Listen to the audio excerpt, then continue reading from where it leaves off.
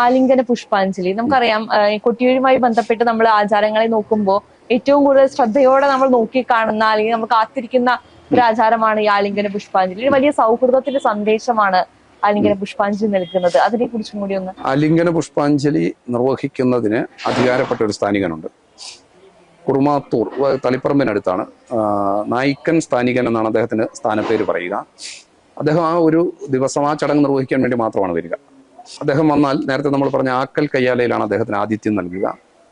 ആലിംഗന പുഷ്പാഞ്ജലി നിർവഹിക്കുന്ന സമയത്ത് ഈ പുഷ്പാഞ്ജലി നിർവഹിക്കാനുള്ള അധികാരം അദ്ദേഹത്തിനാണ്. ഈ പുഷ്പാഞ്ജലി ഇവിടെ ഒരു പ്രത്യേക ഘട്ടമാകുന്ന സമയത്ത് ആ സ്വയംഭൂ സ്ഥാനം നിലനിൽക്കുന്ന ആ നാളം എന്ന് പറയുന്ന കുഴിയിലേക്ക് ഇറങ്ങി ആ സ്വയംഭൂ ശിവനെ അദ്ദേഹം ആലിംഗനം ചെയ്യുകയാണ്. കണ്ണീർ വാർക്കാൻ തുടങ്ങുകയാണ്. അത് പ്രകൃതി പോലും നിശ്ചലമാകുന്ന ഒരവസ്ഥയാണ്. ആ സമയത്ത് ഒരു ഇല പോലും കാറ്റിനാടി ചലിക്കാത്ത വിധത്തിൽ പ്രകൃതി മുഴുവൻ നിശ്ചലമാകുന്ന ഒരു സമയമാണ്.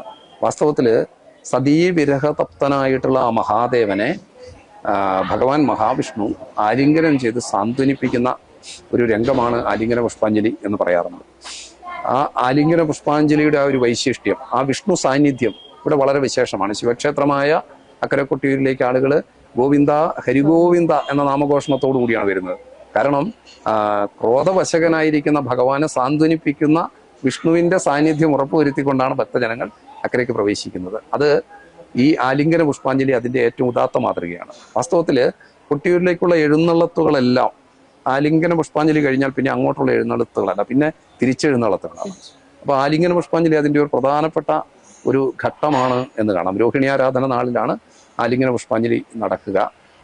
ആലിംഗന പുഷ്പാഞ്ജലിക്ക് സമീപകാലത്ത് ദേശസൂചിക പദവി ലഭിച്ചിട്ടുണ്ട്. ലോകത്ത് മറ്റെവിടെയും ഇങ്ങനെയൊരു ചടങ്ങില്ലാത്തതുകൊണ്ട് കൊട്ടിയൂരുമായി ബന്ധപ്പെട്ട് ആലിംഗന പുഷ്പാഞ്ജലി, ഓടപ്പൂവ്, അപ്പട നിവേദ്യം, ഈ 3 സംഗതികൾ ദേശസൂചിക പദവി ലഭിച്ചിട്ടുള്ളവയാണ്.